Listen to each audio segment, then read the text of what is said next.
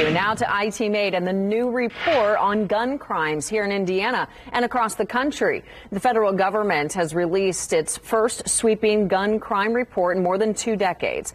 IT-Mate has obtained numbers on Indianapolis and Indiana. IT-Mate's Cody Fisher is live downtown. You found out what these numbers mean.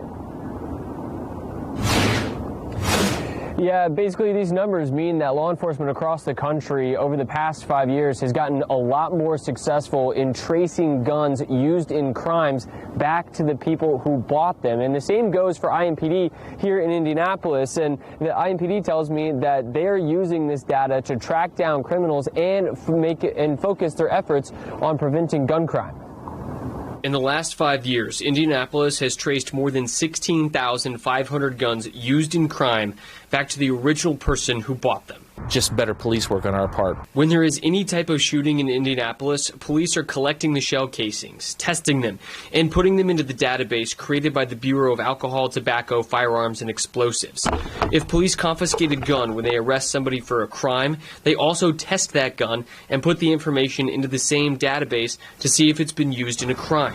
IMPD compares the database to a tool on their tool belt that they weren't using until about 5 years ago.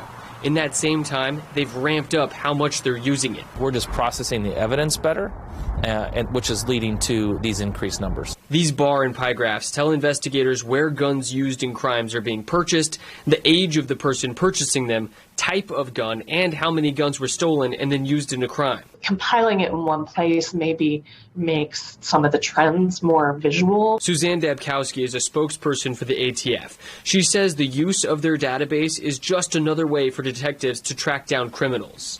You can suddenly realize that the same firearm has been used in crimes, not just in Indianapolis, but in some of the suburban cities as well.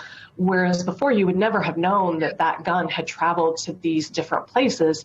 Now you know that. Now it doesn't prove whose hands it was in. You still need to do good old-fashioned police work to figure that out. When Assistant Chief Christopher Bailey looks at the data for Indianapolis in the last 5 years, the number that concerns me most is time to crime. Time to crime is how long it takes for a gun to be used in a crime after it was bought.